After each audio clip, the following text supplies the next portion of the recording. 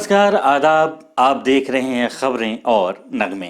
मैं हूं आपके साथ फिरोज और खबरें और नगमे में हम सबसे पहले देश और दुनिया की 10 बड़ी सुर्खियों पर नजर डालेंगे और उसके बाद आपके लिए हिंदी फिल्मों के उन क्लासिक नगमों को लेकर आए हैं जो यकीनन आपको बेहद पसंद है। और उन्हीं नगमों में से हम कुछ के बारे में वो दिलचस्प बातें आपके खिदमत में पेश करेंगे जिससे हम सब अनजान हैं।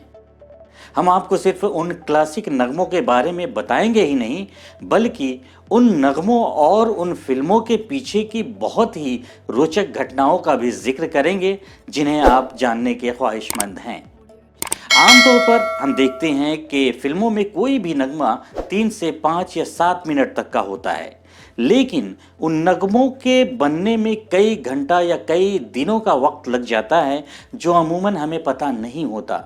तो ऐसे ही नगमे के बनने और बनाने के पीछे किन किन लोगों की मेहनत होती है जिसका जिक्र करेंगे और उसकी हकीकत को बताएंगे आज के इस शो में।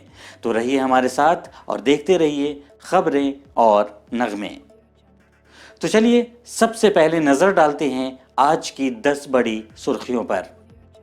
सुप्रीम कोर्ट ने कहा कि स्वास्थ्य के मौलिक अधिकार में सस्ती चिकित्सा भी, प्राइवेट अस्पतालों की फीस पर लगाना होगा लगाम। प्रधानमंत्री नरेंद्र मोदी ने कहा कृषि कानून रातों रात नहीं लाए गए, 20-22 साल में हर सरकार ने इस पर व्यापक चर्चा की है, फिर लाया गया कानून। किसान प्रदर्शन में हिस्सा लेने के लिए उत्तर प्रदेश के संभल के 6 किसानों को 50 लाख का नोटिस, फिर रकम घटाई गई और कहा गया कि टाइपिंग में हुई गलती। पश्चिम बंगाल विधानसभा चुनाव के पहले बड़ी संकट में ममता बनर्जी, 24 घंटे में 4 टीएमसी नेताओं ने छोड़ी पार्टी। बाबुल सुप्रियो के वीटो से जितेंद्र तिवारी का यू टर्न, कहा टीएमसी में ही रहेंगे, ममता से मांगी माफी। सामना के जरिए शिवसेना ने की कांग्रेस की तारीफ, बोली कांग्रेस के योगदान पर सवाल उठाने वाले 1971 की जंग के बारे में पहले जानकारी हासिल कर लें। चंद्रबाबू नायडू ने जगमोहन सरकार पर साधा निशाना, कहा आंध्र प्रदेश में जब पुलिसकर्मी भी सुरक्षित नहीं तो जनता कैसे। दिल्ली, यूपी, बिहार, राजस्थान समेत पूरा उत्तर भारत कड़ी ठंड की चपेट में, लोगों ने अलाव का लिया सहारा। भारत में कोरोना के कुल मामले 1 करोड़ के पार, अमेरिका के बाद दूसरा सर्वाधिक केस वाला देश बना भारत। कोविड पर पूरी दुनिया का विरोध झेल रहा चीन अब जांच के लिए हुआ तैयार, डब्ल्यूएचओ पता लगाएगा कहां से फैला कोरोना वायरस। और उधर ऑस्ट्रेलिया में भारत और ऑस्ट्रेलिया के बीच पहले टेस्ट की पहली पारी में 53 रनों की बढ़त के बाद टेके घुटने और हुई शर्मनाक हार, सिर्फ 36 रनों पर पूरी टीम आउट। तो ये थी देश और दुनिया की 10 बड़ी खबरें और अब वक्त हुआ है हमारे अगले सेगमेंट नगमे का। तो चलिए अब बात करते हैं उन क्लासिक नगमों की जो कल भी उतने ही मशहूर थे और आज भी हमें उतने ही प्यारे हैं।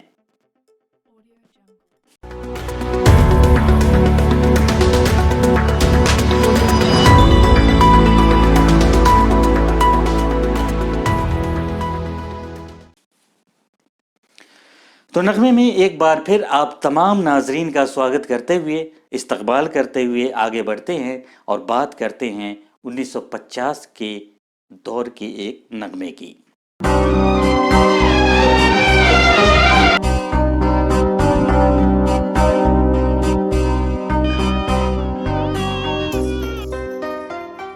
सिनेमा की पहली सदी ने केसी डे और के.एल. सहगल के जमाने से लेकर आज तक कई ऐसे अजीम गायक और फनकार हमें दिए हैं जिन्होंने इस फन को शोहरत की बुलंदियों तक पहुंचाने में अहम किरदार अदा किया है, जिन्हें आज भी फिल्मी मौसीकी के शायकीन बड़े ही शौक से सुनते हैं। उनमें ख़ास तौर से मेल आवाज़ों में जिस शख्सियत को सबसे ज़्यादा पसंद किया गया और जिसकी कमी को आज भी हम महसूस करते हैं, वो थे मोहम्मद रफ़ी साहब।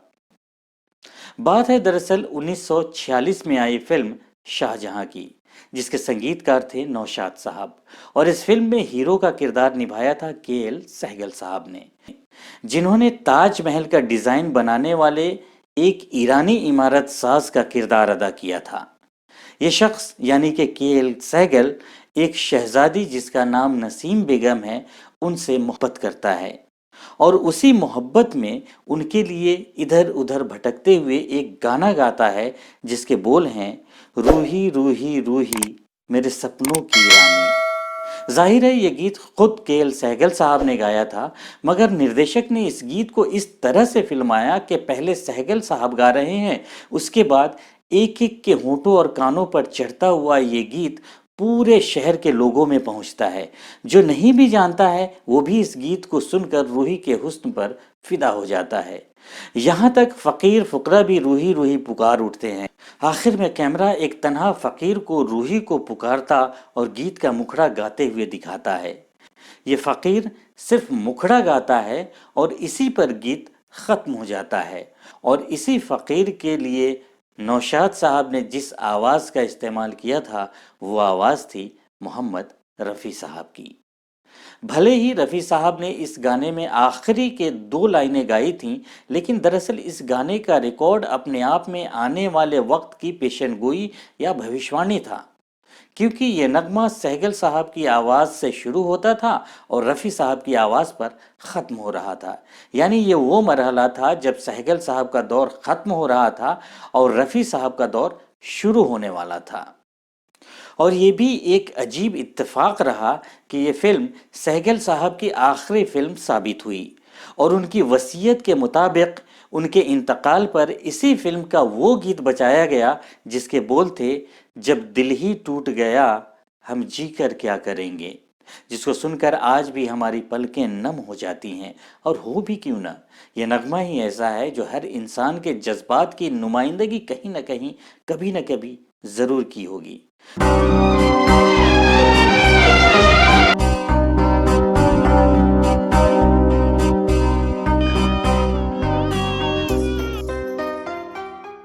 तो नाजरीन, कैसा लगा आपको फिल्म शाहजहां का ये गीत और केएल सहगल साहब के बारे में दी गई ये अहम जानकारी? हमें ज़रूर बताइएगा अपने कमेंट्स के ज़रिए इस वीडियो के कमेंट बॉक्स में जाकर। खबरें और नगमे में आज इतना ही, लेकिन जुड़े रहिए हमारे साथ क्योंकि हम आपके लिए लेकर आने वाले हैं ऐसी ही बहुत सारी अनसुनी कहानी जिसे सुनेंगे आप मेरी ज़बानी।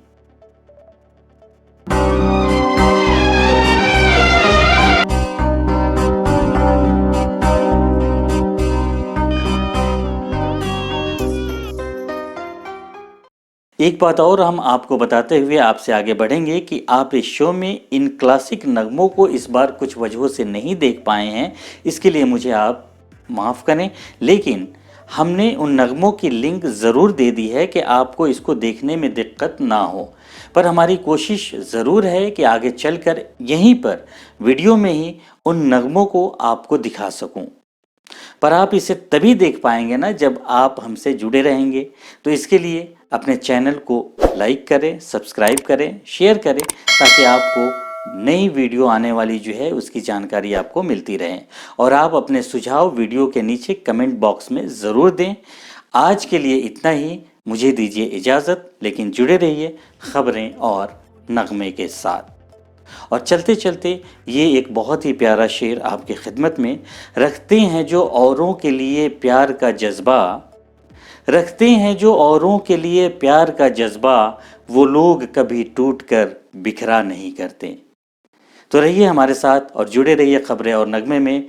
आज के लिए इतना ही। नमस्कार, आदाब, खुदा हाफिज।